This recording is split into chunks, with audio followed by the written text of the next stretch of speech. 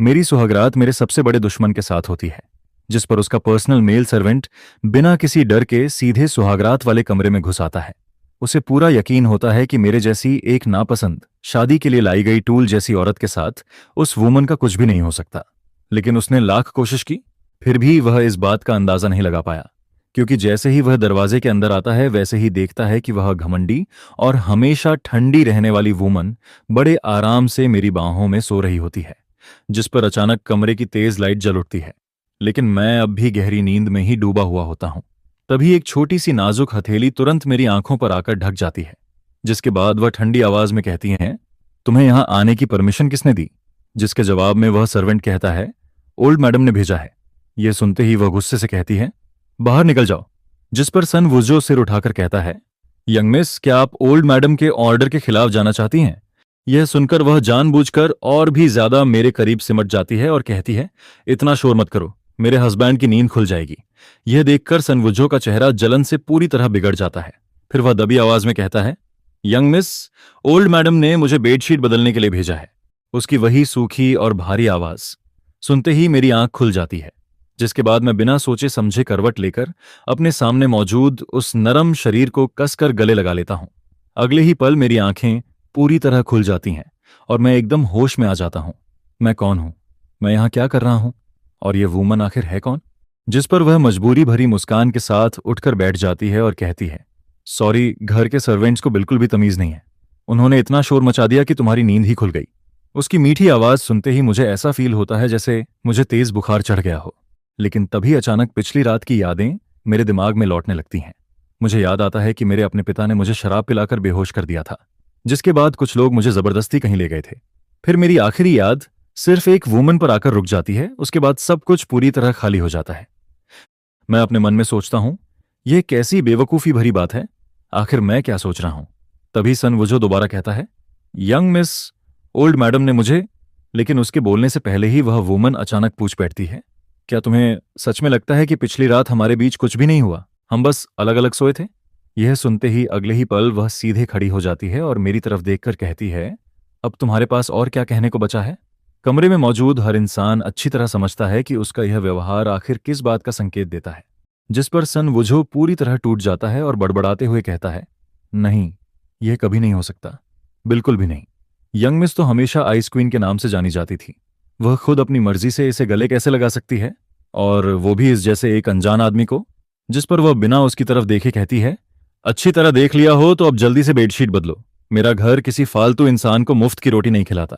आखिरकार कमरे में फिर से शांति लौट आती है, जिसके बाद मैं अपना माथा पकड़कर धीरे धीरे कनपटियां दबाने लगता हूं। तभी मेरे बगल में बैठी वूमन हल्के से हंस पड़ती है। वह मुस्कुराते हुए अपना सिर मेरी तरफ झुकाकर पूछती है, क्या हुआ? क्या तुम्हें पिछली रात की सारी बातें सच में याद नहीं है? मैं कुछ देर तक चुपचाप सोचता रहता हूं, फिर आखिरकार हकीकत स्वीकार करते हुए कहता हूं, उस बात की जिम्मेदारी मैं लूंगा।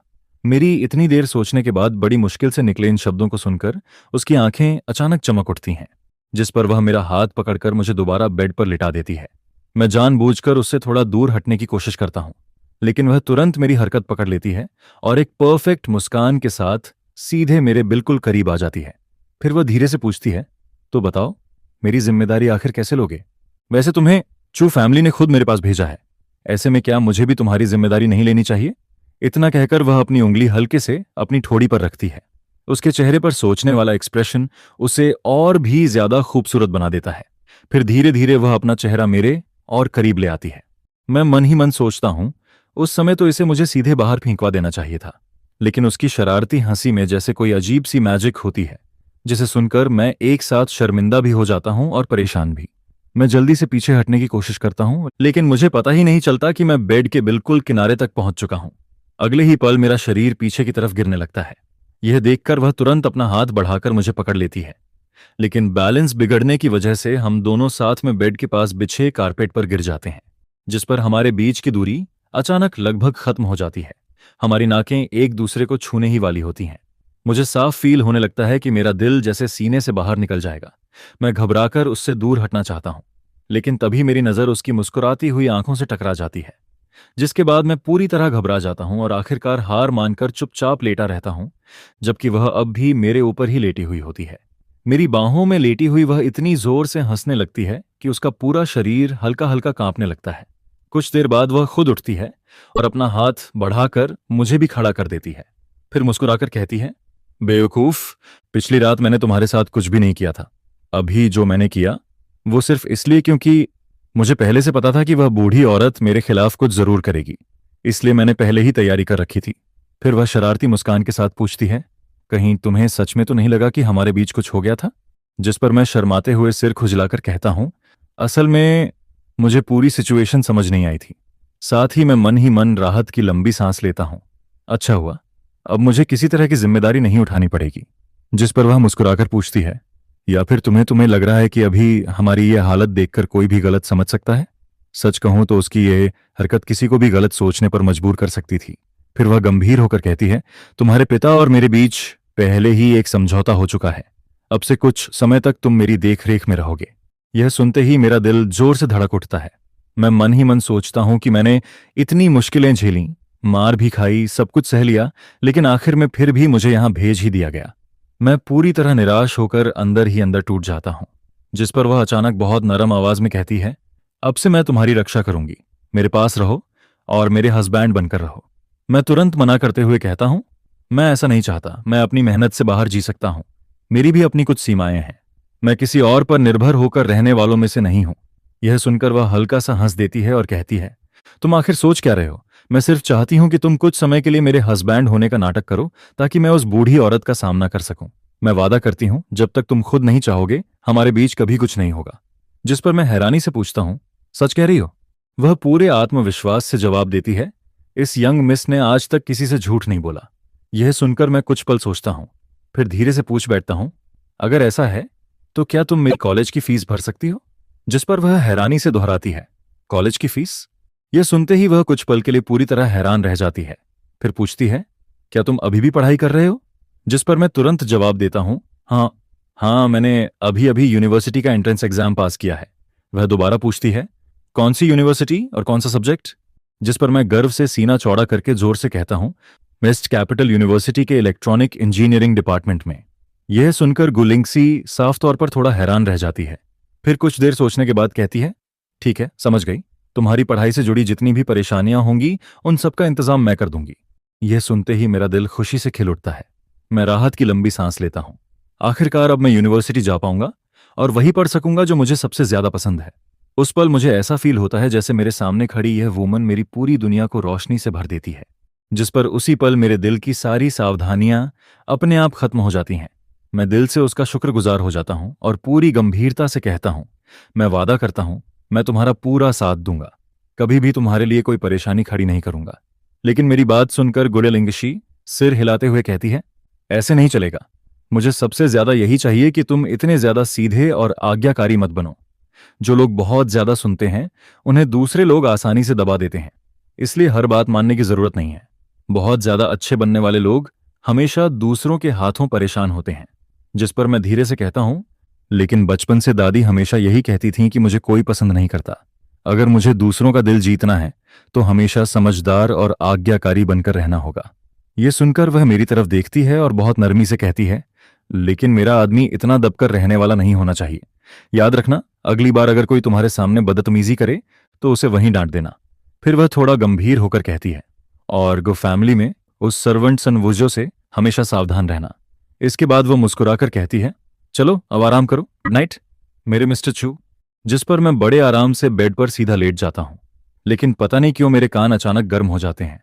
मैं समझ ही नहीं पाता कि ऐसा उसकी नजदीकी की वजह से हुआ या फिर उसके मुझे मिस्टर चू कहकर बुलाने की वजह से। तभी वह हल्के से कहती है, ज्यादा इधर उधर मत हिलो, अच्छे बच्चे की तरह सो जाओ। जिस पर मैं मासूमियत से जवाब देता हूं, लेकिन अभी तो तुमने ही कहा था कि मुझे हर बात मानने की जरूरत नहीं है। यह सुनकर चूचन गुलिंगसी बेबस होकर एक लंबी सांस लेती है, फिर अपना हाथ बढ़ाकर मेरे बालों को हल्के से बिखेर देती है और मुस्कुराकर कहती है, अभी अभी तो तुम्हें सिखाया था और तुमने उसी बात का इस्तेमाल मेरे खिलाफ करना शुरू भी कर दिया। कितने शरारती हो।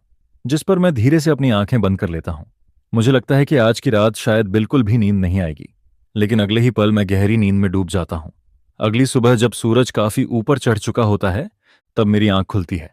मैं बेड के सहारे बैठकर पिछली रात की सारी बातें याद करने लगता हूं। मुझे अब भी यकीन नहीं होता कि मैं सच में एक वुमन के साथ एक ही बेड पर सोया था, और उससे भी बढ़कर मैंने उसका नकली हस्बैंड बनने की बात भी मान ली थी। तभी एक आवाज आती है, वाह, तुम तो बड़े आराम से सोते हो। जिस पर मैं सिर उठाकर देखता हूं। सामने सनवुजो खड़ा होता है, लेकिन जैसे ही वह मेरा चेहरा साफ देखता है, वह कुछ पल के लिए वहीं ठिठक जाता है। उसकी आंखों में मौजूद तिरस्कार धीरे धीरे जलन में बदल जाता है। मैं तुरंत बेड से नीचे उतरता हूं और विनम्रता से कहता हूं, गुड मॉर्निंग, मुझे जगाने के लिए धन्यवाद। आपको तकलीफ हुई? हुले मेरा तकलीफ हुई। जिस पर वह व्यंग्य से हंसते हुए कहता है, मुझे कैसी तकलीफ, अब तो आप गु फैमिली के बड़े सम्मानित दामाद हैं। फिर वह कहता है, मिस्टर चू, आज आपकी शादी का पहला दिन है। गु फैमिली के नियम के मुताबिक दूल्हे को खुद चिकन सूप उठाकर डाइनिंग टेबल तक ले जाना पड़ता है। मैं तैयार होकर किचन में पहुंचता हूं। वहां चूल्हे पर मिट्टी के बर्तन में सूप उबल रहा होता है, लेकिन पूरा किचन देखने के बाद मुझे कुछ अजीब लगता है, क्योंकि वहां एक छोटा सा कपड़ा तक नहीं होता। हीट ग्लव्स तो बहुत दूर की बात थी। जिस पर सनवुजो मुस्कुराकर कहता है, दामाद जी, अभी तक सूप क्यों नहीं उठाया? मैं धीरे से कहता हूं, यह बहुत गर्म है। जिस पर वह ठंडी आवाज में कहता है, अगर इतना भी नहीं कर सकते तो खुद ही गो फैमिली छोड़कर चले जाओ, यही यहां का नियम है। मैं जैसे ही सूप उठाने के लिए हाथ बढ़ाता हूं, तभी अचानक गोकुलिंगशी की बात मेरे दिमाग में गूंज उठती है। बहुत ज्यादा सीधे लोग हमेशा दूसरों के हाथों दब जाते हैं। ये याद आते ही मैं तुरंत सिर उठाकर कहता हूं, सूप उठाना तो सर्वेंट्स का काम है, इसलिए यह काम तुम्हें करना चाहिए। यह सुनते ही सनवुजो का चेहरा गुस्से से भर जाता है। वह कहता है, एक अमीर घर के निकम्मे लड़के को क्या लगता है गो फैमिली में आते ही सबके सिर पर बैठ जाएगा? उसकी बात सुनकर मुझे समझ आ जाता है कि उसने मेरे परिवार की पूरी जानकारी पहले ही निकाल रखी है। लेकिन मैं मन ही मन खुद को शांत रखता हूं, क्योंकि मुझे और गु लिंगशी को अभी अपना नाटक जारी रखना था। अगर उसने जान लिया कि हमारे बीच अभी तक कुछ नहीं हुआ, तो सारी प्लानिंग खराब हो जाएगी। मेरी चुप्पी देखकर सनवुजो को लगता है कि मैं डर गया हूं, जिस पर वह और भी ज्यादा घमंडी हो जाता है। वह फिर चिल्लाकर कहता है, जल्दी जाकर सूप उठाओ। कुछ पल के लिए मेरा मन सच में उसकी बात मान लेने का करता है, लेकिन तभी गु लिंगशी की आवाज फिर मेरे कानों में गूंजती है। मेरा आदमी इतना दबकर रहने वाला नहीं होना चाहिए। जिस पर मैं साफ मना करते हुए कहता हूं, मैं नहीं उठाऊंगा। अगर मेरा हाथ जल गया तो यंग मिस वापस आने पर। लेकिन मेरी बात पूरी होने से पहले ही सनवुजो मेरा हाथ जोर से पकड़ लेता है। फिर वह जबरदस्ती मेरा हाथ गर्म बर्तन की तरफ धकेलने लगता है। मैं मन ही मन सोचता हूं, अब तो हाथ जरूर जल जाएगा, लेकिन उसके चेहरे पर कोई रहम नहीं होता। वह ताने मारते हुए कहता है, तुम सिर्फ एक इस्तेमाल होने वाले टूल हो। क्या सच में लगता है कि यंग मिस तुम्हें कोई खजाना समझती है? इतने में अचानक एक दर्द भरी चीख पूरे किचन में गूंज उठती है। जिस पर अभी तक अकड़ दिखा रहा सनवुजो एक ही पल में किन शुआंग के हाथों दबोच लिया जाता है। उसका चेहरा दर्द से बिल्कुल सफेद पड़ जाता है, लेकिन फिर भी वह मुझे जहरीली नजरों से घूरता रहता है। यह देखकर मैं हल्का सा भौहें सिकोड़ लेता हूं। तभी गु लिंगसी जल्दी से मेरे पास आती है और पूछती है, चुचेन, तुम ठीक तो हो? जिस पर मैं सिर हिलाकर कहता हूं कि मैं ठीक हूं। यह देखते ही उसकी नजरें तुरंत बर्फ जैसी ठंडी हो जाती हैं। फिर वह किन शुआंग की तरफ देखकर सिर्फ एक शब्द कहती है, छोड़ दो। जिस पर किन शुआंग बिना किसी भाव के सनवुजो को छोड़ देता है। फिर वह शांत आवाज में कहता है, यंग मिस, यह आदमी ओल्ड मैडम लेकर आई थी, इसकी हरकतें ठीक नहीं हैं। यह सुनते ही गु लिंगशी बिना एक पल सोचे कहती है, इसे वापस भेज दो। उसकी आवाज बिल्कुल शांत होती है, लेकिन मेरे दिल के अंदर खुशी के फूल खिल उठते हैं। जिस पर क्विन शुआंग आगे बढ़कर कहता है, मिस्टर सन, चलिए। यह सुनते ही सनवुजो की आंखें गुस्से से फैल जाती हैं। वह जोर से चिल्लाता है, मैं वापस नहीं जाऊंगा। लेकिन अगले ही पल वह धड़ाम से जमीन पर गिर पड़ता है। मैं नीचे देखता हूं तो महसूस करता हूं कि गु लिंगशी का हाथ अब भी मेरी कमर को थामे हुए होता है। उस हल्के से स्पर्श से मेरे पूरे शरीर में एक गर्माहट फैल जाती है। जिस पर गु लिंगशी शांत आवाज में कहती है, इस तरह के लोगों की औकात बस इतनी ही होती है। दूसरी तरफ सनवुजो के मन में उथल पुथल मची होती है। मैंने कितनी मुश्किल से ओल्ड मैडम का भरोसा जीता था ताकि गु लिंगशी पर नजर रख सकूं। अगर अभी मुझे वापस भेज दिया गया तो मेरी सारी मेहनत बेकार हो जाएगी। मुझे गु फैमिली से निकाल दिया जाएगा। यह सोचते ही वह पूरी तरह घबरा जाता है और जोर से चिल्लाकर कहता है, नहीं, मैं यह अंजाम कभी स्वीकार नहीं करूंगा। यंग मिस, अगर आपने मुझे वापस भेज दिया तो ओल्ड मैडम मुझे हमेशा के लिए गु फैमिली से निकाल देंगी। जिस पर गु लिंगशी शांत नजरों से उसे देखते हुए कहती है, मुझे पता है। जिस पर गु लिंगशी बिल्कुल शांत आवाज में कहती है, लेकिन उससे मेरा क्या लेना देना? फिर उसे अचानक कुछ याद आता है और वह हल्की मुस्कान के साथ कहती है, हाँ, अभी तुम कुछ कह रहे थे ना कि मैं चुचेन को कोई खजाना नहीं समझती। बाहर की दुनिया में गुई फैमिली यंग मिस को लेकर तरह तरह की बातें फैली हुई थीं। लोग कहते थे कि बचपन से ही उसका मिजाज पल पल बदलता रहता है। वह बेहद जिद्दी, घमंडी और अपनी मर्जी से जीने वाली लड़की है। उसे किसी की परवाह नहीं रहती। यहां तक कि विदेश में रहने के दौरान भी उसके बारे में न जाने कितनी अफवाहें फैली हुई थीं, जिस पर सन वुझो दांत भींचकर कहता है, यंग मिस, मैं ओल्ड मैडम का आदमी हूं, आपको मुझे निकालने का कोई हक नहीं है। इतना सुनते ही पता नहीं क्यों मेरा पूरा शरीर अचानक एक ठंडी सिहरन से कांप उठता है, जिस पर गो लिंगशी मेरी तरफ देखकर धीरे से पूछती है, क्या तुम मुझसे डरते हो? मैं उस एहसास को ठीक से शब्दों में नहीं बता पाता, लेकिन साफ फील कर सकता था कि इस समय उसके पूरे शरीर से एक बेहद खतरनाक आभा निकल रही थी। तभी अचानक मुझे अपने बचपन की एक बात याद आती है। एक समय मैंने एक छोटी सी बिल्ली पाली थी। एक दिन वह बिल्ली एक कुत्ते से जान बचाकर भाग रही थी, जिसे देखकर मैं हाथ में डंडा लेकर उस कुत्ते को भगा देता हूं। लेकिन उस दिन के बाद से वह बिल्ली भी मुझे देखते ही हर बार छिपने लगी। बाद में वही बिल्ली उस बूढ़ी औरत की पालतू बन गई।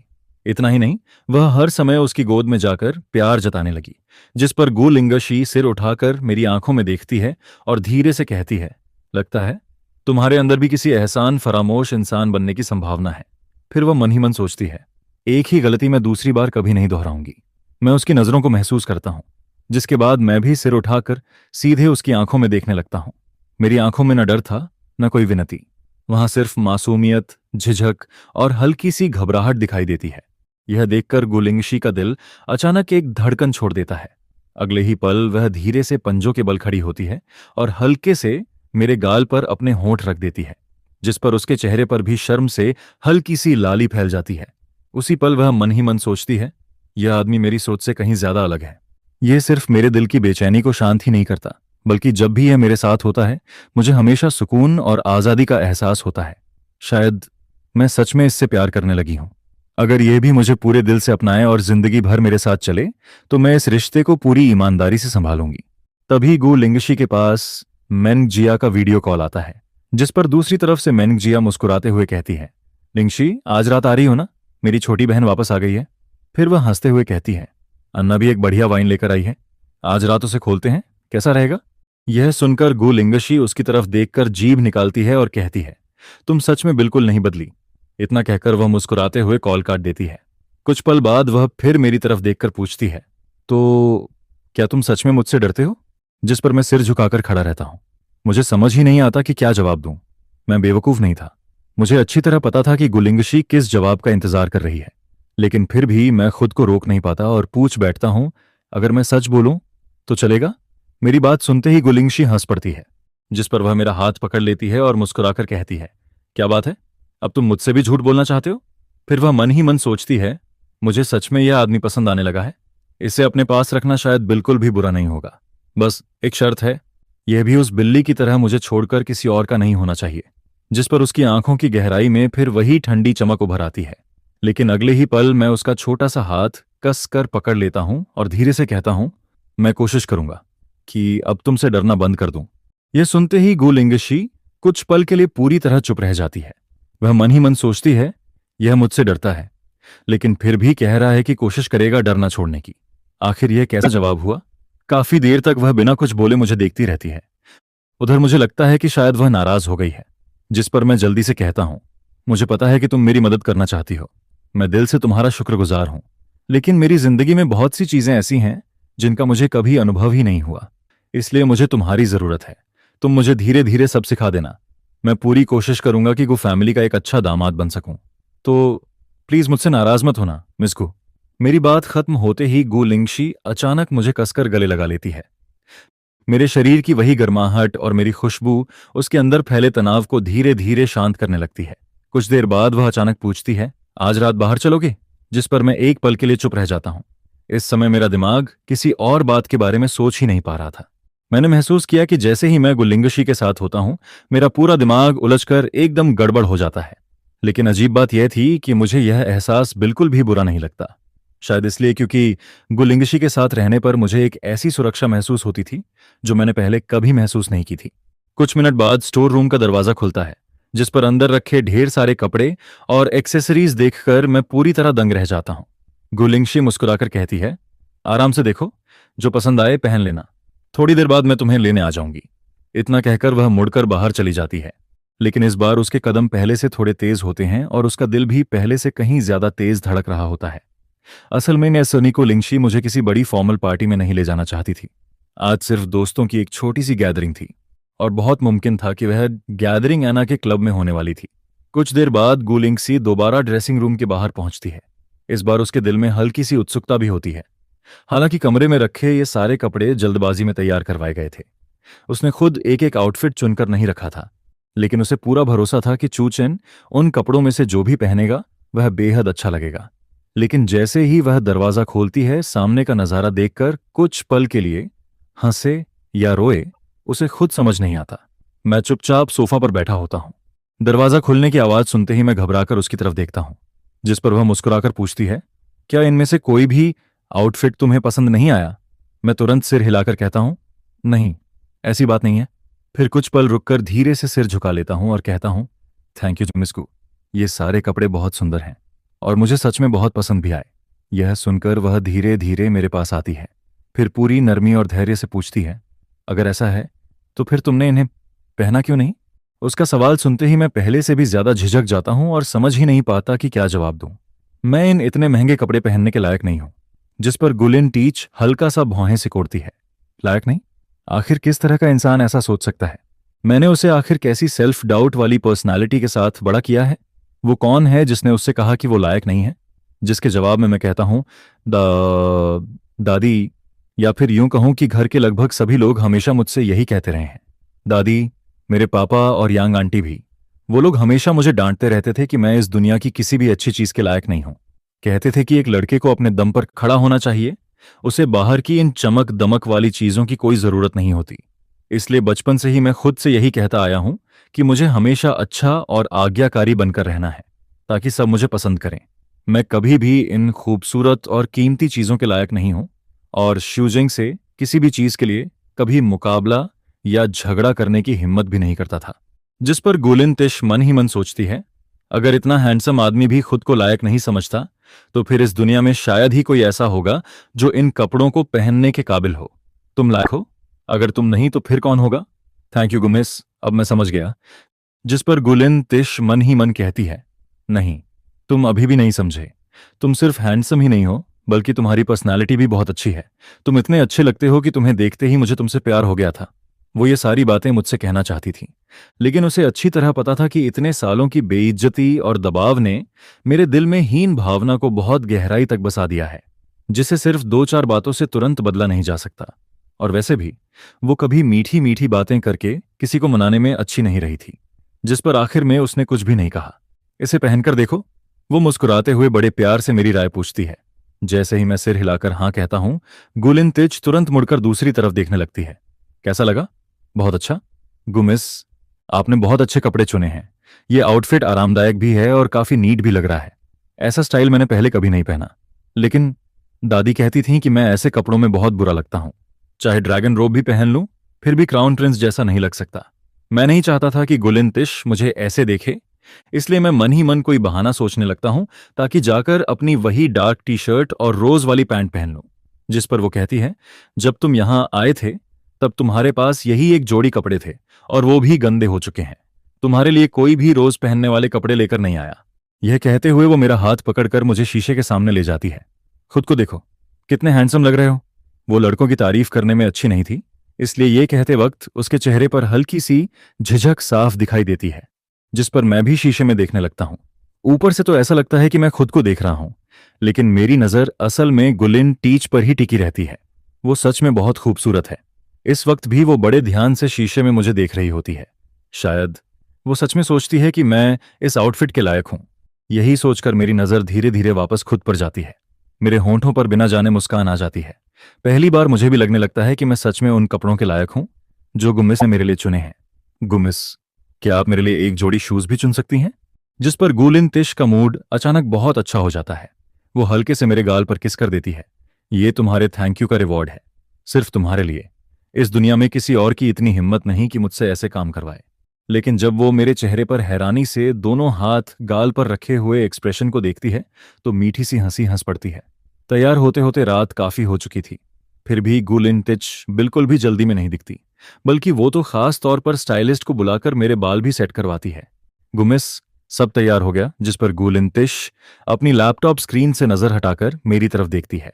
मुझे पूरी तरह तैयार देखकर उसकी आंखों में साफ हैरानी झलकने लगती है।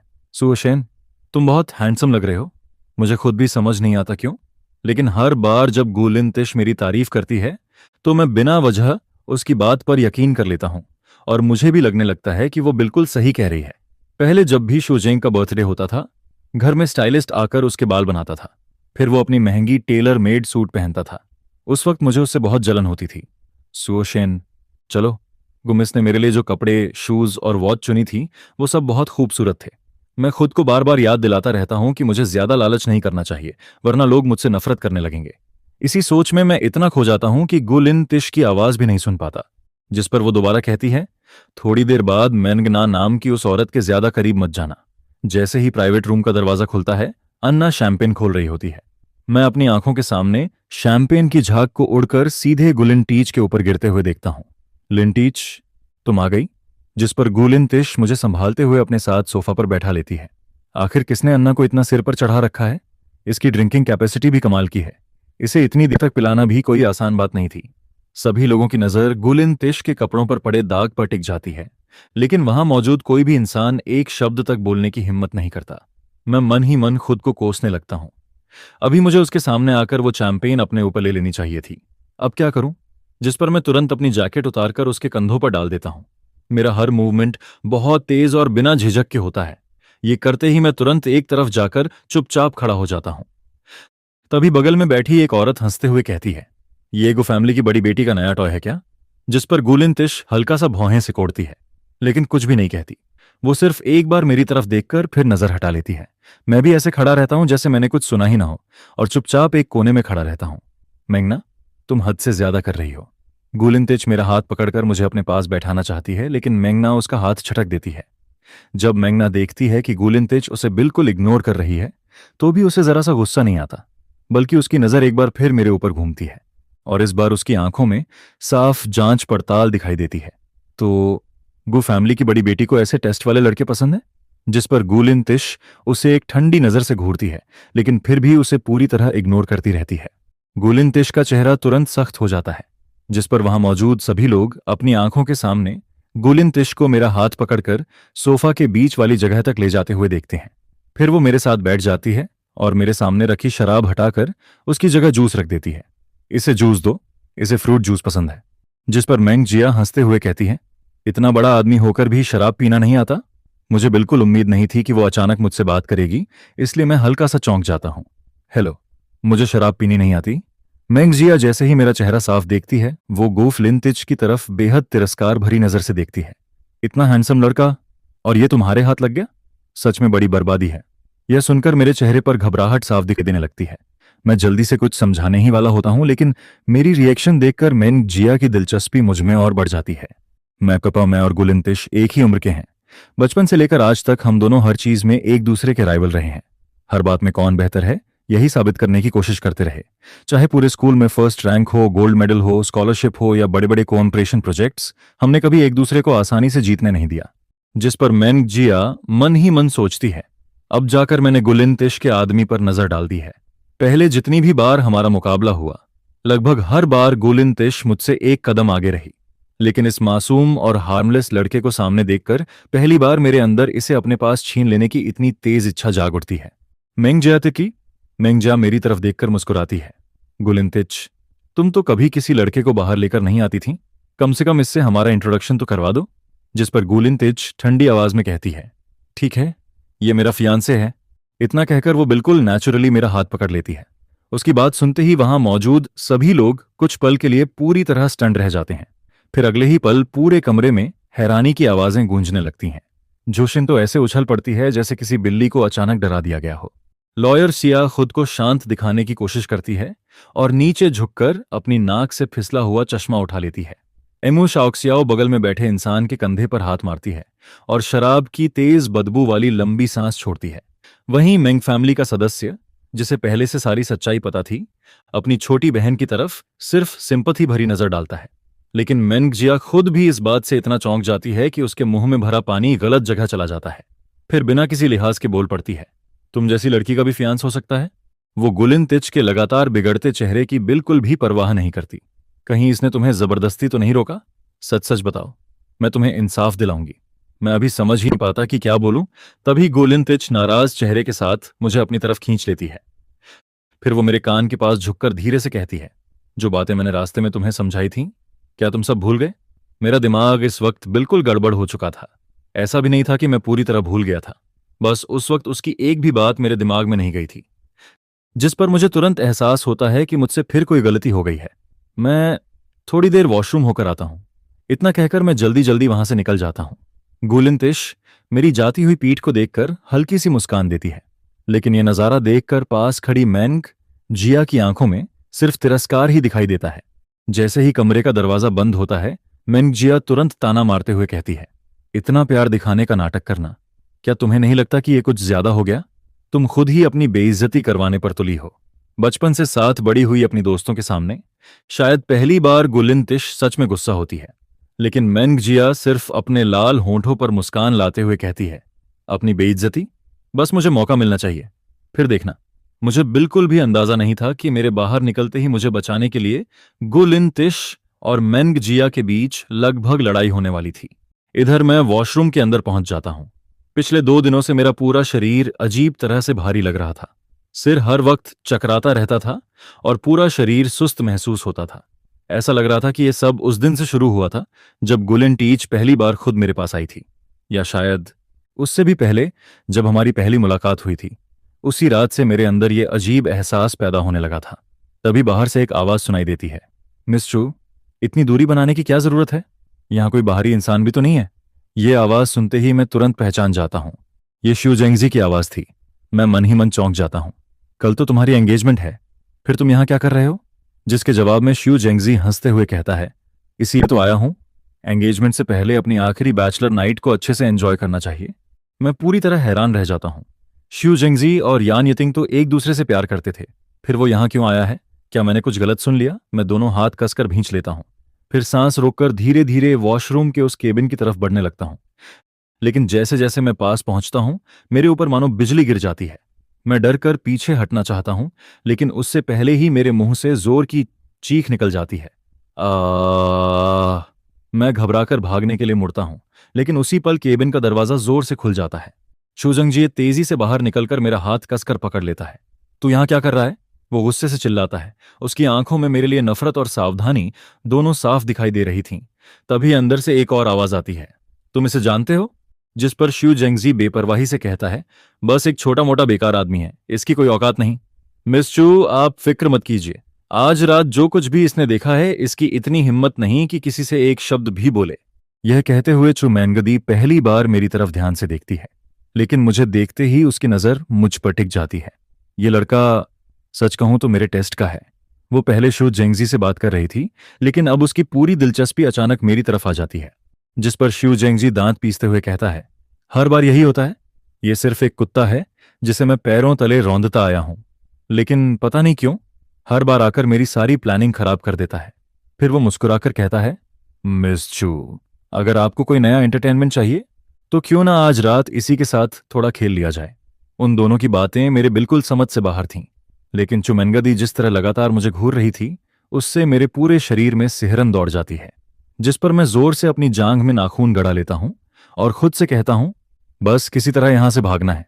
बस कॉरिडोर का वो मोड़ पार करते ही गुलिनतिश वाला कमरा आ जाएगा। बस एक बार गुलिनतिश को देख लूं, फिर मैं सुरक्षित हो जाऊंगा। जिस पर चुमेंदी अपना हाथ बढ़ाकर मेरी तरफ आने लगती है। मैं तुरंत अपना शरीर एक तरफ झुकाकर उससे बच जाता हूं। यह देखकर चुमेंगदी गुस्से से आग बबूला हो जाती है। वहीं शू जेंगजी भी तेजी से मेरी तरफ बढ़ता है और मुझे पकड़ने की कोशिश करता है। मैं डरकर एक कदम पीछे हट जाता हूं, लेकिन तभी शू जेंगजी, जो अभी तक बड़ी अकड़ में मेरी तरफ बढ़ रहा था, अचानक लड़खड़ाकर जोर से जमीन पर गिर पड़ता है। यह पहली बार था जब मैंने उन लोगों के खिलाफ हिम्मत करके विरोध किया जो हमेशा मुझे बुली करते आए थे। मेरा दिल इतनी तेजी से धड़क रहा था जैसे सीने से बाहर निकल आएगा। पूरे शरीर का खून मानो उबलने लगा था। मैं बिना पीछे देखे पूरी ताकत से बाहर की तरफ भागने लगता हूं। लगातार हाँफते हुए मेरे गले में खून का स्वाद महसूस होने लगता है। इस वक्त मेरे दिमाग में सिर्फ एक ही बात घूम रही थी, थोड़ा और, बस थोड़ा और, बस गुलिनतिश तक पहुंच जाऊं, फिर सब ठीक हो जाएगा। जिस पर शू जेंगजी गुस्से से चिल्लाता है, बहुत हिम्मत आ गई है तुझमें, अब तो मुझसे लड़ने भी लगा। मैं पूरी ताकत जुटाकर कमजोर आवाज में कहता हूं, मिस बहुत ताकतवर हैं। इतना बोलते ही मुझे तुरंत पछतावा होने लगता है। ये बात सुनने में बिल्कुल भी डराने वाली नहीं लगी। इसमें कोई धमकी भी नहीं थी। मैं सच में कितना बेवकूफ हूं। मुझे तो किसी को डराने के लिए 2 लाइन बोलना भी नहीं आता। लेकिन गुमिस ने कभी मेरी कमजोरी का फायदा उठाकर मुझे परेशान नहीं किया। उल्टा उन्होंने हमेशा उन लोगों को सबक सिखाया जिन्होंने मुझे तंग किया था। उन्होंने हमेशा मेरे साथ बहुत प्यार से बर्ताव किया, कभी भी मुझसे नफरत नहीं की। यहां तक कि मेरे लिए अपने हाथों से कपड़े भी चुने। मेरे मुंह से निकली ये सच्ची बातें जिसे भी सुनाई देती उसका दिल जरूर पिघल जाता। और उनमें गुलिन तिश भी शामिल थी, जो इस वक्त मुझे ढूंढते हुए तेजी से यहां पहुंच रही थी। जैसे ही वो वहां आती है, उसकी नजर मेंग जिया पर पड़ती है, जो मेरे बहुत करीब खड़ी होती है। जिस पर गुलिन तिश भौहें सिकोड़ते हुए ठंडी आवाज में कहती है, उसे छोड़ दो। मेंगजिया हल्की सी मुस्कुराती है। लगता है तुम अभी तक अपने इस छोटे पपी को पूरी तरह काबू में नहीं कर पाई हो।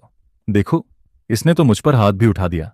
असल में गुलिन तिच ने उसे छूने तक की जरूरत नहीं समझी थी, लेकिन मेंगजिया खुद ही जमीन पर गिरकर ऐसे नाटक करने लगती है जैसे उसे बहुत चोट लगी हो। जिस पर गुलिन तिश हल्का सा हंस देती है। क्या करूं?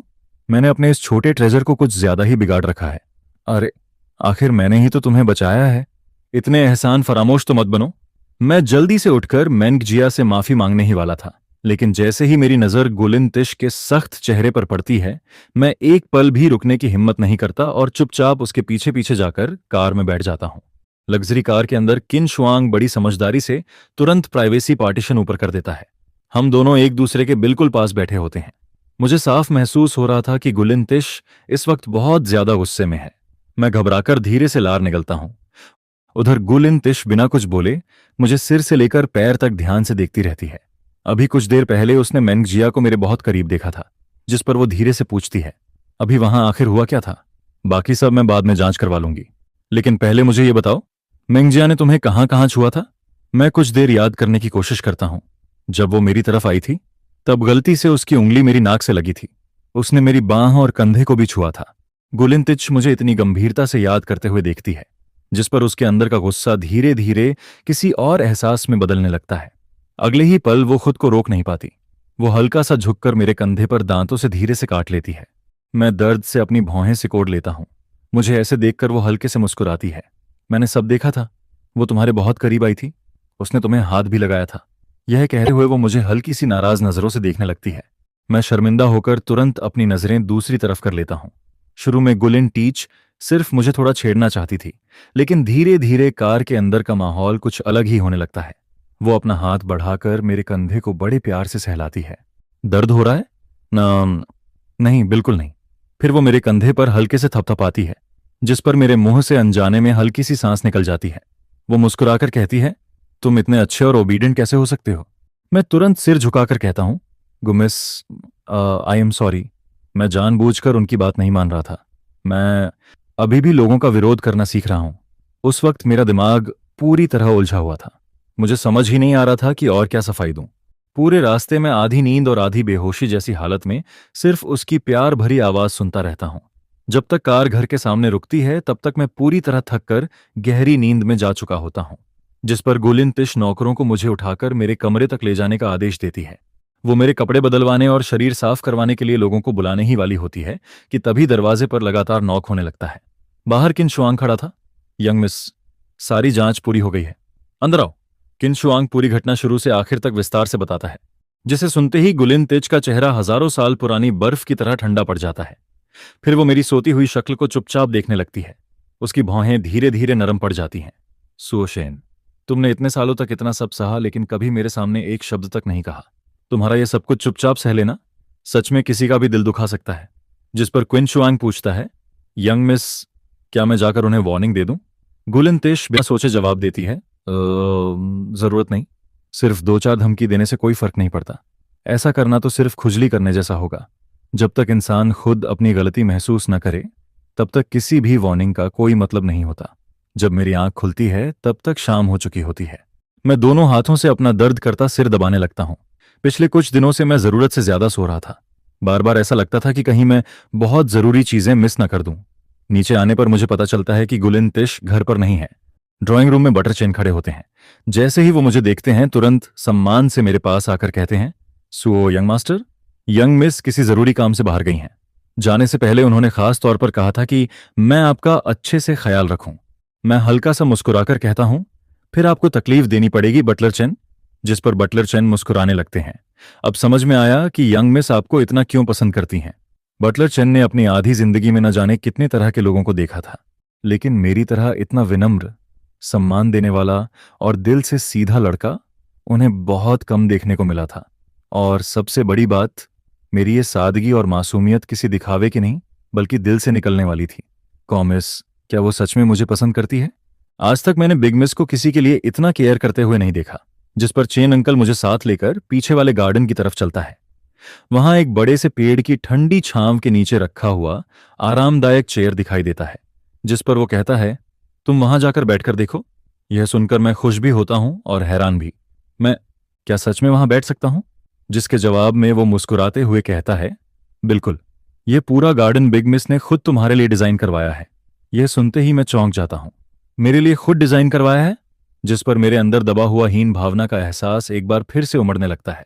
मेरी आंखें धीरे धीरे बुझ सी जाती हैं। मैं मन ही मन सोचता हूं कि ऐसी लग्जरी और स्पेशल चीजें आखिर मेरे जैसे मामूली इंसान के लिए कैसे हो सकती हैं। शायद चेन अंकल सिर्फ मुझे अच्छा फील करवाने के लिए ऐसा कह रहा है। जिस पर चेन अंकल एक नज़र में ही मेरे मन की बात समझ जाता है। वो पहले मुझे समझाने ही वाला होता है, लेकिन फिर सोचता है कि यह बात तो खुद कॉमिस को करनी चाहिए, इसलिए वो तुरंत बात बदल देता है। फिर वो कहता है, जब बिग मिस छोटी थीं तब वो बहुत शरारती और हमेशा खुश रहने वाली लड़की थीं। उस वक्त उन्हें सबसे ज्यादा छोटी छोटी क्यूट चीजें पसंद थीं। घर में जितने भी पप्पीज और किटन्स थे उन सबकी वो खुद बहुत केयर करती थीं। जिस पर मैं बिना पलक झपकाए उनकी हर बात ध्यान से सुनता रहता हूं। तभी बाहर मेन गेट की तरफ से अचानक कई गाड़ियों की आवाज सुनाई देने लगती है, जिसे सुनकर चैन अंकल कहता है, लगता है ओल्ड मैंशन से लोग आ गए हैं। शायद वो तुम्हें वहां ले जाने आए हैं। याद रखना, बाद में वो लोग चाहे जो भी कहें, सही और गलत का फैसला तुम खुद करना। जिस पर मैं सिर हिलाकर कहता हूं, जी मैं समझ गया, थैंक यू चैन अंकल। मेरी तरफ से निकला यह सच्चा थैंक यू सुनकर चेन अंकल के दिल में भी हल्की सी गिल्ट उठने लगती है। इसी बीच एक सर्वेंट आकर कहता है, बिग मिस, सर को ओल्ड मैडम के लोग अपने साथ ले गए हैं। मैं पहले से ही गो फैमिली के बारे में बहुत कुछ सुन चुका था। यह इंपीरियल कैपिटल की सबसे पावरफुल फैमिलीज में से एक थी, जिसकी ताकत और इन्फ्लुएंस पूरी दुनिया तक फैली हुई थी। यहां तक कि गी गु लिंगशी जैसी ऐसी बेटी जिसे फैमिली में ज्यादा इंपॉर्टेंस नहीं दी जाती थी, उसके पास भी इतना शानदार और आलीशान मैंशन था। मैंने तो सोचा था कि गु फैमिली का ओल्ड मैंशन सोने चांदी से सजा हुआ किसी पैलेस जैसा होगा, लेकिन वहां पहुंचकर मेरे सामने जो पुरानी और शांत हवेली दिखाई देती है, उसे देखकर मैं पूरी तरह चौंक जाता हूं। तभी सर्वेंट कहता है, सर हम पहुंच गए हैं। जिस पर मेरे दिल की धड़कन अचानक तेज हो जाती है। मैं हल्का सा गला साफ करके पूछता हूं, को मिस, क्या वो वापस आ गई हैं? लेकिन वह अटेंडेंट मेरी बात पूरी तरह इग्नोर कर देता है और कोई जवाब नहीं देता, जिससे मैं ऑकवर्ड होकर चुपचाप अपना सिर नीचे कर लेता हूं और आगे चल रही मेड के पीछे पीछे धीरे धीरे चलने लगता हूं। कुछ देर बाद मेड दरवाजे के सामने रुककर कहती है, ओल्ड मैडम, उन्हें यहां ले आया गया है। इतना कहकर वह एक तरफ हट जाती है, जिसके बाद पूरे कोर्टयार्ड में अजीब सी खामोशी छा जाती है। मैं दरवाजे के बाहर खड़ा होकर गहरी सांस लेता हूं और खुद को शांत करने की कोशिश करता हूं, क्योंकि इस वक्त मैं गु लिंगशी के फियांस के रूप में यहां आया हूं। इसलिए मुझे बिल्कुल भी डरपोक या कमजोर नहीं दिखना है और किसी भी हालत में उसकी इज्जत पर आंच नहीं आने देनी है। पता नहीं कितना वक्त बीत जाता है, तभी अंदर से आवाज आती है, अंदर आ जाओ। जिस पर मैं हॉल के अंदर जाता हूं। सबसे अंदर एक बौद्धिस्ट प्रेयर रूम बना हुआ था, जहां ओल्ड मैडम बीच में घुटनों के बल बैठकर मंत्रों का जाप कर रही थीं। मैं उनकी बगल में रखा खाली कुशन देखता हूं और धीरे धीरे आगे बढ़कर घुटनों के बल बैठने की कोशिश करता हूं, लेकिन नीचे कशन की जगह सख्त मार्बल फ्लोर था, जिसका मुझे बिल्कुल अंदाजा नहीं था। जैसे ही मेरे दोनों घुटने पूरी ताकत से जमीन पर लगते हैं, तेज दर्द पूरे शरीर में फैल जाता है। मेरे पैर तुरंत कांपने लगते हैं, लेकिन मैं दांत भींचकर खुद को संभाले रखता हूं और सीधा बैठा रहता हूं। बचपन में जब मैं अपनी दादी के साथ रहता था, तब वो भी मुझे अक्सर एंसेस्ट्रल हॉल में घुटनों के बल बैठाकर बौद्ध स्क्रिप्टर्स लिखवाती थीं, इसलिए ज्यादातर बौद्ध सूत्र मुझे पहले से ही याद थे। अब मैं उसी दर्द से ध्यान हटाने के लिए धीरे धीरे मंत्रों का जाप करना शुरू कर देता हूं, जिस पर ओल्ड मैडम का ध्यान पूजा में बिल्कुल नहीं रहता। उनकी नजर लगातार मुझ पर ही टिकी रहती है। इतने सख्त फ्लोर पर अगर कोई सर्वेंट भी घुटनों के बल बैठे तो कुछ ही देर में बेचैन हो जाए। लेकिन मैं न तो हिलता हूं और न ही चेहरे पर दर्द दिखाता हूं। कुछ देर बाद वो कहती हैं, तुम्हारी सहन करने की ताकत उम्मीद से ज्यादा है। जिस पर मैं मंत्र पढ़ना बंद करके आंखें खोलता हूं। फिर वो कहती हैं, असल में मैंने शिव फैमिली के दूसरे बेटे को बुलाया था, लेकिन यहां तो किसी और को भेज दिया गया। अब बताओ, शिव फैमिली को इसकी क्या सजा दी जानी चाहिए? यह सुनकर मैं अंदर ही अंदर कांप उठता हूं, क्योंकि चाहे जो भी पनिशमेंट मिले, शिव फैमिली के लिए वह बहुत बड़ा डिजास्टर साबित होगा। उस दिन से मैं गुलिंगशी के साथ था और शिव फैमिली से मेरा कोई रिश्ता नहीं बचा था, लेकिन फिर भी दिल के किसी कोने में दर्द बाकी था, क्योंकि मैंने कभी उन्हें अपना परिवार माना था। मैंने हमेशा सब कुछ सहा, पीछे हटता रहा, लेकिन बदले में मुझे सिर्फ इंसल्ट, झूठे इल्जाम और बेट्रायल ही मिला। दुनिया मुझे हमेशा बदकिस्मत, डरपोक और बेकार इंसान कहती थी। हर कोई मुझसे नफरत करता था, लेकिन गुट लिंगशी अलग थी। उसने मुझे पहली बार वार्मत दी थी। उसने मुझसे कहा था कि यह जगह अब मेरा घर है। यह सोचते ही मेरी आंखों में फिर से कॉन्फिडेंस लौट आता है। मैं बिना डरे ओल्ड मैडम की तरफ देखता रहता हूं, जिस पर वो हल्की सी मुस्कुराकर कहती हैं, तुम मेरी उम्मीद से कहीं ज्यादा इंटरेस्टिंग हो। फिर वो ठंडी आवाज में कहती हैं, हूं, अब खड़े हो जाओ। यह सुनकर मुझे समझ आ जाता है कि फिलहाल मैं उनकी पहली परीक्षा पार कर चुका हूं। तभी वो जोर से आवाज लगाती हैं, कोई है? मैं तो यही समझ रहा था कि सर्वेंट गलती से गलत लड़के को ले आया है, इसलिए मैं यहां तक इतनी आसानी से पहुंच गया। लेकिन किसी ने भी नहीं सोचा था कि वह आखिर तक दांत भींचकर सब कुछ सहता रहेगा। यह लड़का समझदार था, पेशेंस रखना जानता था और उसका नेचर भी काफी अच्छा था। अगर इसे थोड़ा और ट्रेन किया जाए तो आगे चलकर इस पर भरोसा किया जा सकता था। जिस पर ओल्ड मैडम कहती हैं, बच्चे, तुम इतने जिद्दी क्यों हो? अगर सहा नहीं जा रहा था तो सीधे बोल देते। अगर तुम्हारी बॉडी को कुछ हो जाता तो लिन टीच आकर मेरे सिर पर पूरा घर उठा लेती। जिस पर मैं अपनी आंखों की चमक छिपाते हुए शांति से जवाब देता हूं, गलती मेरी थी, मैंने ठीक से नहीं सोचा। मेरा यह सीधा सादा बिहेवियर देखकर उन्हें लगने लगता है कि मुझे आसानी से कंट्रोल किया जा सकता है। फिर वो कहती हैं, सच कहूं तो तुम्हें अपने बड़े भाई की जगह लिन टीच से शादी करनी पड़ी। इसमें सबसे ज्यादा नुकसान तुम्हारा ही हुआ है। जिस पर मैं धीरे से पूछता हूं, क्या कॉमिस इतनी अच्छी नहीं है? जिसके जवाब में वो ठंडी आवाज में कहती हैं, उस लड़की के पास गुफ फैमिली की इनहेरिटेंस का कोई हक नहीं है। बाहर लोग चाहे उसके कितने भी कनेक्शंस की बातें करें, लेकिन आखिर में सब ऐसे रिश्ते हैं जिन्हें खुलेआम दिखाया भी नहीं जा सकता। अगर उसकी बड़ी बहन से कंपेयर करो तो उसका नाम लेने लायक भी नहीं है। यह सुनकर मैं बिना झिझक कहता हूं, लेकिन कॉमिस हमेशा मेरे साथ बहुत अच्छा बिहेव करती हैं। जिस पर ओल्ड मैडम हल्का सा मुस्कुराती हैं और कहती हैं, लड़के, क्यों ना हम एक डील करें?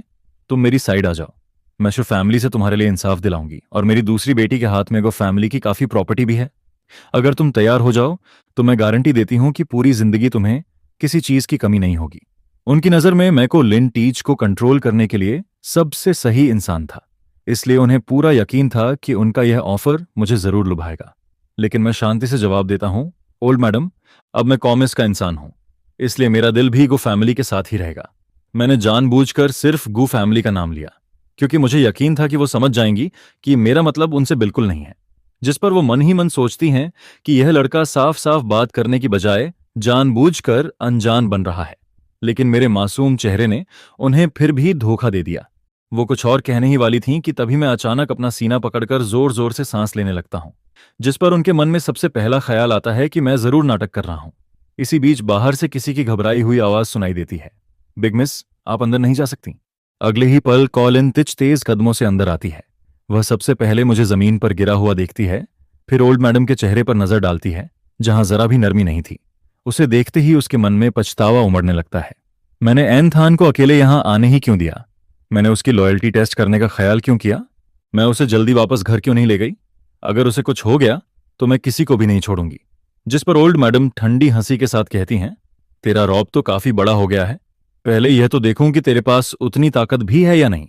फिर वो मन ही मन सोचती हैं, तो यह लड़का उसके लिए इतना इंपॉर्टेंट है। जब किसी इंसान के दिल में कोई ऐसा आ जाता है जिसे बचाने के लिए वह जान देने को तैयार हो, तब उसी इंसान की सबसे बड़ी कमजोरी भी पैदा हो जाती है। इसके बाद मुझे तुरंत हॉस्पिटल ले जाया जाता है। डॉक्टर रिपोर्ट्स देखने के बाद कहते हैं, सिचुएशन थोड़ी सीरियस लग रही है। इसके शरीर में बहुत दिनों से दबा हुआ इमोशनल स्ट्रेस जमा होता रहा है। आज अचानक वह पूरी तरह फूट पड़ा है। यह सुनते ही कोलिन तिश बेचैन हो जाती है। जिस पर डॉक्टर उसे शांत करते हुए कहते हैं, घबराइए मत, यह प्रॉब्लम आज की नहीं है। इसका ओल्ड मैडम से भी कोई लेना देना नहीं है। पिछले कई दिनों से इसे बहुत ज्यादा नींद आ रही थी। इसका माइंड भी हमेशा सुस्त रहता था। यही शुरुआती सिम्टम्स थे। फिर डॉक्टर आगे कहते हैं, आज जो अटैक हुआ वह देखने में खतरनाक जरूर था, लेकिन जान का खतरा नहीं है। इसके शरीर में जमा हुआ स्ट्रेस धीरे धीरे इसे अंदर से खत्म कर रहा था। आज वह पूरी तरह बाहर निकला है। अच्छी बात यह है कि इसकी बॉडी बाकी लोगों से अलग है। इसकी लाइफ फोर्स काफी मजबूत है, इसलिए सबसे जरूरी हिस्सा बच गया। अभी इसके अंदर का स्ट्रेस धीरे धीरे खत्म हो रहा है। फिलहाल यह डेंजर से बाहर है। उस वक्त मैं हॉस्पिटल बेड पर बिल्कुल चुपचाप लेटा रहता हूं, जैसे एक गहरी नींद में सो रहा हूं, जिस पर कोलिंतिश मुझे देखते हुए मन ही मन कहती है, आनथान, पता ही नहीं चला कि तुमने कब मेरा दिल चुरा लिया। इसके बाद मैंग जिया डॉक्टर के साथ नीचे जाती है और हाथ में पकड़ी हुई रिपोर्ट्स देखने लगती है। वह कहती है, अभी तक इसकी बीमारी की असली वजह पता नहीं चल पाई है। फिलहाल मैं सिर्फ कुछ मेडिसिन लिख सकती हूं ताकि इसकी बॉडी रिकवर कर सके। बाकी आगे लगातार ऑब्जर्व करना पड़ेगा। जिस पर कोलिंतिज भौहें सिकोड़कर पूछती है, यहां तक कि तुम भी वजह नहीं पता लगा पाई? जिसके जवाब में मेंग जिया सिर हिलाकर कहती है, यह केस बहुत अजीब है। यह सुनकर कोलिंतिज गहरी सांस लेती है और कहती है, चाहे कितनी भी कीमत क्यों न चुकानी पड़े, इसकी जड़ तक पहुंचो। अगर जरूरत पड़े तो अपने प्रोफेसर से भी मदद मांगो। मैं एनथान के शरीर में किसी भी खतरे का एक छोटा सा बीज भी नहीं छोड़ना चाहती। फिर वह बहुत धीमी आवाज में कहती है, मैं उसे खो नहीं सकती। कुछ देर बाद वार्ड फिर से शांत हो जाता है, जिस पर कोलिंतिज मेरे बेड के पास बैठ जाती है। उसकी नरम नजरें मेरे सोए हुए चेहरे पर टिकी रहती हैं। वह धीरे से फुसफुसाती है, आनथान, आखिर तुम मेरी किस्मत हो या मेरी जिंदगी का इलाज। कुछ देर बाद वह उठती है और रूम से बाहर निकल जाती है। फिर वह अपने लोगों से कहती है, सारी तैयारियां शुरू कर दो, अगले 10 दिनों के अंदर पूरा प्लान शुरू होना चाहिए। जिस पर एक सबोर्डिनेट हैरानी से पूछता है, बिग मिस, आपने तो कहा था कि अभी थोड़ा और वेट करेंगे। जिसके जवाब में कोलिंतिज बिना रुके कहती है, अब और इंतजार नहीं। पहले वाली मैं सब कुछ सह लेती थी और पीछे हट जाती थी, लेकिन अब मेरे पीछे एक ऐसा इंसान है जिसकी मुझे हर हाल में प्रोटेक्शन करनी है। कुछ समय बाद मेरी आंख खुलती है। मैं कुछ देर तक छत को खाली नजरों से देखता रहता हूं। फिर मुझे एहसास होता है कि मैं वापस कोलिंतिज की विला में हूं और अपने उसी गर्म और आरामदायक बेड पर लेटा हूं। जिस पर मैं बगल में देखता हूं तो कोलिंतिज मेरे पास गहरी नींद में सो रही होती है। उसे देखकर मैं अनजाने में चुप हो जाता हूं। इस वक्त उसके चेहरे पर हमेशा रहने वाली सख्ती पूरी तरह गायब थी। मैं बहुत सावधानी से हाथ बढ़ाकर उसके माथे पर बिखरे हुए बालों को हल्के से हटाता हूं। तभी वह नींद में धीरे से बड़बड़ाती है, अनथान। यह सुनते ही मैं घबराकर तुरंत अपना हाथ पीछे खींच लेता हूं और पूरा शरीर एकदम सख्त हो जाता है। लेकिन अगले ही पल मुझे समझ आता है कि वह सिर्फ नींद में बात कर रही थी। जिस पर मैं कुछ देर तक उसकी बेहद खूबसूरत शक्ल को देखता रहता हूं। तभी उसके पहले कहे हुए शब्द मेरे दिमाग में फिर से गूंजने लगते हैं। मैं घबराकर तुरंत बेड से उठता हूं, बाथरूम में जाकर ठंडे पानी से अपना चेहरा धोता हूं और खुद से कहता हूं, होश में आ जाओ। पहले वाला मैं हमेशा डरा हुआ, शर्मीला और खुद को बेहद छोटा समझने वाला इंसान था। बड़ी मुश्किल से जिंदगी काट रहा था। लेकिन कोलिंतिज से मिलने के बाद पहली बार मेरे दिल में ऐसी ख्वाहिश पैदा हुई है जिस बारे में मैंने कभी सोचा भी नहीं था। फिर मैं आईने में खुद को देखते हुए धीरे से बड़बड़ाता हूं, वो इतनी चमकदार और शानदार है, आखिर मैं उसके लायक कैसे बन सकता हूं? यही सब सोचते हुए मैं वापस बेडरूम की तरफ लौटता हूं। लेकिन तभी मेरे पैरों के नीचे पड़े कपड़ों पर पैर पड़ जाता है और मैं लगभग गिर ही जाता हूं। शायद कल जब वो वापस आई होगी तब बहुत ज्यादा थक गई थी, इसलिए उसने बिना सोचे समझे अपने कपड़े वहीं जमीन पर फेंक दिए थे। जिस पर मैं मन ही मन मुस्कुराकर सोचता हूं, कॉमिस शायद मेरी सोच से भी ज्यादा क्यूट हैं। मैं नीचे झुककर उनका कोट उठाता हूं, लेकिन जैसे ही कोट की पॉकेट से एक छोटी सी स्क्वायर शेप वाली चीज बाहर गिरती है, मेरा चेहरा तुरंत लाल हो जाता है। उसी वक्त कोलिंतिज, जो अभी तक गहरी नींद में सो रही थी, अचानक जाग जाती है। वह उनींदी आंखों से मेरी तरफ देखती है, जबकि मैं रिफ्लेक्स में तुरंत दोनों हाथ अपनी पीठ के पीछे छिपा लेता हूं। जिस पर वो पूछती है, आनथान, तुम क्या छिपा रहे हो? मैं घबराकर कहता हूं, नहीं, कुछ भी नहीं। अगर कोई दूसरा इंसान मुझसे झूठ बोलता तो मैं उसे बिल्कुल भी नहीं छोड़ती, लेकिन जब सामने अनथान होता है तो मेरा दिल ही नहीं मानता। जिस पर कोलिंतिज बेड से उठती है और धीरे धीरे मेरे सामने आकर खड़ी हो जाती है। मैं नजरें नीचे किए रहता हूं, हाथ में पकड़ी हुई चीज को और कसकर पकड़ लेता हूं, लेकिन मैं जितना छिपाने की कोशिश करता हूं उतनी ही उसकी क्यूरियोसिटी बढ़ती जाती है। फिर वो अपना सफेद हाथ मेरी तरफ बढ़ाकर कहती है, इधर दो, अगर तुमने खुद नहीं दिया तो मुझे खुद लेना पड़ेगा। मैं शर्माते हुए धीरे से कहता हूं, मैंने जानबूझकर नहीं किया। जिस पर मैं धीरे धीरे अपना हाथ आगे बढ़ाता हूं और हथेली खोल देता हूं। जैसे ही कोलिंतिज उस चीज को साफ देखती है, उसका छोटा सा चेहरा भी तुरंत लाल हो जाता है।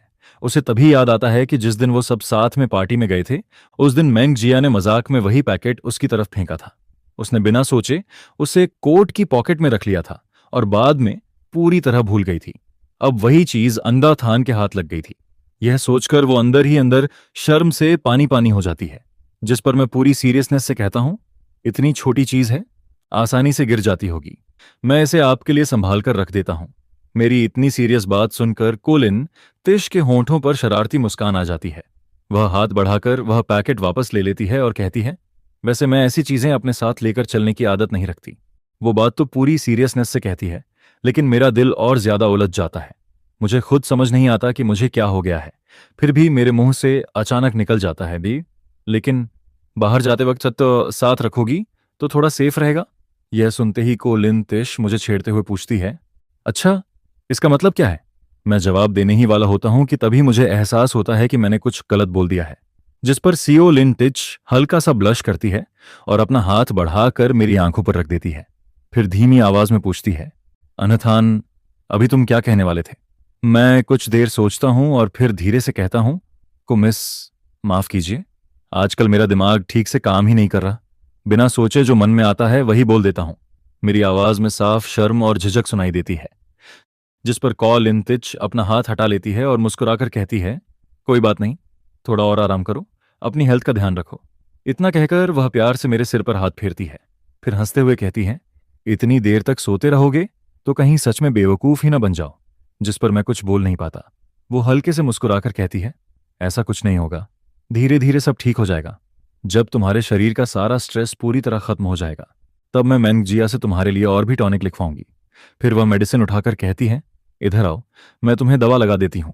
बेवकूफ, तुम्हें इस हालत में देखकर मेरा दिल दुखता है।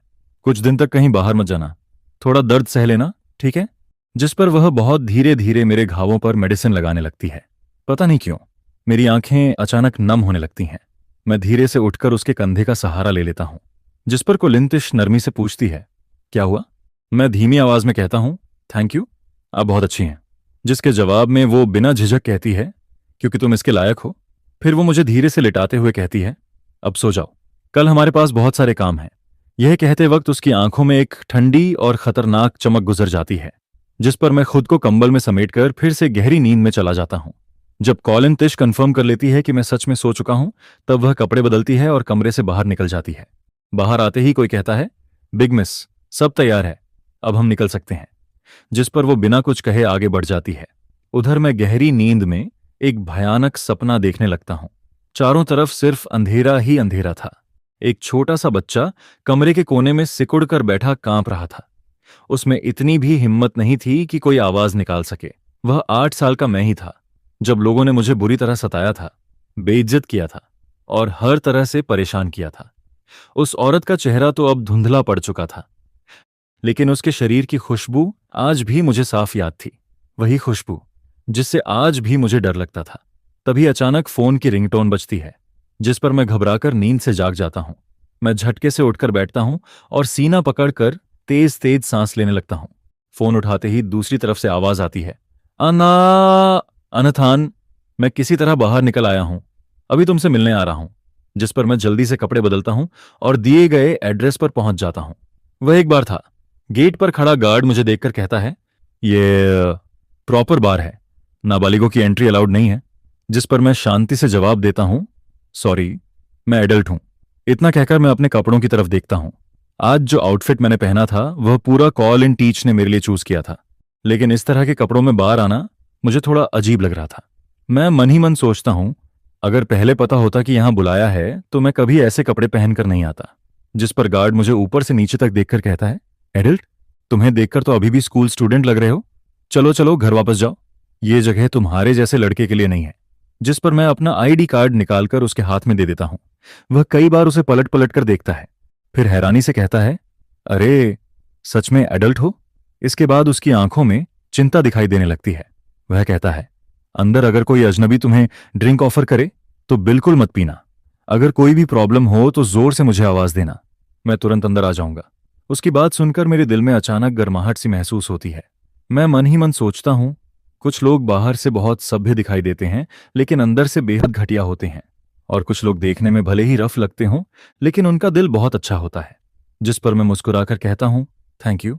वह मेरी जाती हुई पीठ को देखता रहता है। उसके चेहरे पर अब भी चिंता साफ दिखाई दे रही थी। जैसे ही मैं बार के अंदर कदम रखता हूं, मुझे तुरंत महसूस होता है कि कोई मुझे अच्छी नज़र से नहीं देख रहा। तभी कोने में बैठा सूजिए हाथ हिलाकर मुझे बुलाता है, जिस पर मैं उसके पास जाकर बैठ जाता हूँ। वह हंसते हुए कहता है, अरे यार, तुम अभी भी इतने शर्मीले हो, लेकिन आज तुम्हारी हालत पहले से काफी बेहतर लग रही है और लगता है थोड़ा हेल्दी भी हो गए हो। यह सुनकर मैं मन ही मन सोचता हूं, शायद कुलिंतिश के साथ रोज ज्यादा खाना खाने की वजह से ऐसा लग रहा होगा। लेकिन क्या मैं इतनी जल्दी मोटा हो सकता हूं? फिर मैं चारों तरफ देखते हुए कहता हूं, यह मेरी जिंदगी का पहला बार है। असल में मैं बहुत पहले से यहां आना चाहता था, लेकिन रिजल्ट आते ही घर वालों ने मुझे दोबारा पढ़ाई पर भेज दिया। तुम्हें पता भी है वहां के टीचर्स कितने स्ट्रिक्ट हैं। हर दिन मेरी हालत ऐसी थी कि मुझे मुर्गे से भी पहले उठना पड़ता था, कुत्ते से भी बाद में सोना पड़ता था और खाना भी सूअर से बदतर मिलता था। जिस पर सूजिए मेरी तरफ देखते हुए कहता है, अनथान, सच में मुझे तुमसे बहुत जेलसी होती है। तुम इतनी अच्छी यूनिवर्सिटी में एडमिट हो गए। इतना कहकर वो अचानक रहस्यमयी मुस्कान के साथ मेरी तरफ देखता है, फिर कहता है, वैसे मैंने तुम्हारे लिए एक गिफ्ट भी तैयार किया है। जिस पर मैं हैरानी से उसकी तरफ देखने लगता हूं।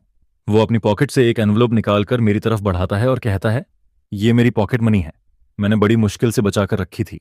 मॉम ने कहा था कि अगर मैं दोबारा पढ़ाई करने चला गया तो ये सारे पैसे मुझे वापस मिल जाएंगे, लेकिन पैसे मिलते ही अगले ही दिन मुझे हॉस्टल भेज दिया गया, इसलिए मैं ये तुम्हें दे ही नहीं पाया। इतना कहकर वो अपने ड्रिंक का एक सिप लेता है और कैजुअल बनने की कोशिश करते हुए कहता है, वैसे मुझे पता है, मेरे जैसा अमीर घर का बिगड़ा हुआ लड़का अगर इतनी स्ट्रिक्ट बोर्डिंग स्कूल में दोबारा पढ़ने चला जाए तो इसका मतलब है कि मैं तुम्हें सच में अपना बेस्ट ब्रदर मानता हूं। यह सुनकर मेरा दिल भर आता है, जिस पर मैं एनवलप वापस उसकी तरफ बढ़ाकर कहता हूं, ब्रदर जी को मिस ने मेरी फीस पहले ही भर दी है, फिर भी थैंक यू। यह सुनते ही वो मुंह बनाकर कहता है, मतलब मेरी इतनी बड़ी सैक्रिफाइस बेकार चली गई। हम दोनों अभी बात ही कर रहे होते हैं कि तभी एक लड़की हमारे पास आकर मुस्कुराते हुए कहती है, हैंडसम, क्या मैं यहां बैठ सकती हूं? जिस पर सूजिए बिना उसकी तरफ देखे ही कह देता है, सॉरी, आज चैरिटी करने का मूड नहीं है, ऐसी लड़कियों में मुझे बिल्कुल इंटरेस्ट नहीं है। फिर वो मेरी तरफ इशारा करके कहता है, अगर चाहो तो ये लड़का तुम्हारे लिए छोड़ देता हूं, हम दोनों चलते हैं। लेकिन वो लड़की रास्ता नहीं छोड़ती। वो मुस्कुराकर कहती है, इतनी जल्दी भी क्या है, हमारे बार का नया स्पेशल ड्रिंक है, टेस्ट करके देखोगे? जैसे ही मैं उसके हाथ में पकड़ा हुआ ग्लास देखता हूं, मेरे मन में खतरे की घंटी बज जाती है। मैं तुरंत कहता हूं, अननोन ड्रिंक कभी नहीं पीनी चाहिए। फिर मैं शांति से बोलता हूं, सॉरी, हम लोग शराब नहीं पीते। जिस पर वो लड़की मुस्कुराकर कहती है, ये शराब नहीं है, ये तो हमारे बार का स्पेशल फ्रूट जूस है, एक बार टेस्ट करके तो देखो। लेकिन मैं सिर हिलाकर कहता हूं, नहीं चाहिए, कृपया रास्ता छोड़ दीजिए।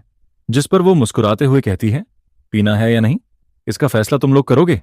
यह सुनकर मैं तुरंत आसपास नजर दौड़ाने लगता हूं और मन ही मन सोचता हूं कि अगर अभी भागना पड़े तो सुजिए को लेकर किस तरफ निकलूं। उसी वक्त सुजिए गुस्से में बोल पड़ता है, एक बार मना कर दिया ना, इंसानों की भाषा समझ नहीं आती क्या? इतना कहकर वो लड़की के हाथ से ग्लास हटा देता है, जिस पर मैं तुरंत उसका हाथ पकड़कर पीछे खींच लेता हूं। लेकिन अगले ही पल पास वाली टेबल पर बैठे कई आदमी उठकर हमारे चारों तरफ घेरा बना लेते हैं। उनमें से एक हंसते हुए कहता है, अच्छा, एटीट्यूड भी काफी है। फिर वो अपने आदमियों से कहता है, इन दोनों को मेरे पास लेकर आओ। यह सुनते ही चारों तरफ खड़े लोग धीरे धीरे हमारी तरफ बढ़ने लगते हैं। सूजिए वैसे तो किसी से नहीं डरता था, लेकिन इतने सारे लोगों को देखकर उसके चेहरे का रंग भी उड़ जाता है। यह मेरी जिंदगी का पहला मौका था जब मैं ऐसी सिचुएशन में फंस गया था। डर के मारे मेरा दिमाग पूरी तरह खाली हो जाता है। फिर मैं जोर से चिल्लाता हूं, ब्रदर जी, भागो। जिस पर मैं उसका हाथ पकड़कर पूरी ताकत से एग्जिट की तरफ दौड़ पड़ता हूं। हम कुछ दूर तक भागते रहते हैं, लेकिन पीछे मुड़कर देखते हैं तो पता चलता है कि बहुत सारे लोग अब भी हमारा पीछा कर रहे थे। मैं उस औरत को पहचानता नहीं था, लेकिन उसके शरीर से आने वाली वही खुशबू, वही डर मुझे 10 साल पुरानी यादों में वापस ले जाता है। जिस पर मेरे अंदर छिपा हुआ डर फिर से जाग उठता है और मैं पागलों की तरह भागने लगता हूं। भागते भागते पूरा बार अस्त व्यस्त हो जाता है। टेबल और चेयर्स इधर उधर गिरने लगती हैं। उसी अफरा तफरी में मेरी पहली इंस्टिंक्ट यही होती है कि मैं पलटकर सूजिए को बचाऊं, लेकिन उससे पहले ही वो खुद मुझे अपनी बॉडी से ढक लेता है। यह देखकर मुझे एहसास होता है कि वह सच में एक सच्चा दोस्त है। लेकिन अगले ही पल हम दोनों वहीं पकड़ लिए जाते हैं, जिस पर मैं पूरी तरह होपलेस हो जाता हूं। मेरे दिमाग में अतीत की आवाजें लगातार गूंजने लगती हैं। तू किसी काम का नहीं है, तू कभी किसी को बचा नहीं सकता, हर बार तुझे कोई और बचाता है, तेरे जैसे इंसान के जीने का आखिर क्या मतलब है। उसी वक्त अचानक एक जानी पहचानी आवाज सुनाई देती है, अरे, मैंने कहा था ना, अगर कोई प्रॉब्लम हो तो मुझे बुला लेना। यह झूलुन की आवाज थी। उस पल वह आवाज मुझे किसी भगवान की तरह महसूस होती है।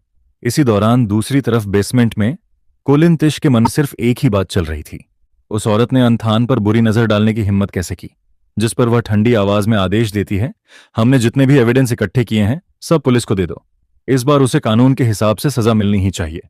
तभी एक आदमी घबराकर अंदर आता है। बिग मिस, ऊपर लड़ाई शुरू हो गई है। यह सुनते ही कॉलिन तिश नाराज होकर कहती है, इतनी सी बात भी तुम लोग हैंडल नहीं कर पाए? तभी दूसरा आदमी कहता है, बस ये बिग मिस, सामने वाला मक निगोक है। यह नाम सुनते ही सबके चेहरे बदल जाते हैं, क्योंकि मार्क नॉच अपनी सनकी पर्सनालिटी और बेपरवाह तरीकों के लिए पूरे अंडरवर्ल्ड में मशहूर था। कोई भी उससे दुश्मनी नहीं लेना चाहता था। यह सुनते ही मैं भी उसका नाम याद करके कांप उठता हूं। मैं तुरंत सीओ लिंतिच की तरफ देखकर कहता हूं, लिंतिश, मुझे बचा लो। मैं मन ही मन सोचता हूं, यह डरपोक होना नहीं है, इसे कहते हैं मैजिक से मैजिक को हराना। तभी किसी की आवाज आती है, सुना है, बात सिर्फ 2 लड़कों की वजह से शुरू हुई है। जिस पर कोई और कहता है, जोलुन भी अब 50 साल का हो चुका है, फिर भी जरा भी शांत नहीं बैठ सकता। जिसके जवाब में कोई कहता है, वो मेरे लिए फैमिली जैसा है, मैं उसकी फिक्र किए बिना नहीं रह सकता। उसी वक्त मैं लिफ्ट की तरफ देखते हुए मन ही मन बड़बड़ाता हूं, आज ये लिफ्ट इतनी स्लो क्यों चल रही है? फिर मैं सुजिए को सहारा देकर धीरे धीरे बाहर की तरफ लेकर चलता हूं। उसके पैर में मोच आ चुकी थी। मैं खुद को दोष देते हुए सोचता हूं, सब मेरी वजह से हुआ। अभी मुझे बचाने के चक्कर में ही सुजिए घायल हो गया। तभी अचानक कोई मेरा हाथ कसकर पकड़ लेता है, जिस पर मेरा पूरा शरीर एकदम सख्त हो जाता है। मैं सिर उठाकर देखता हूं, सामने को लिंतिश खड़ी थी।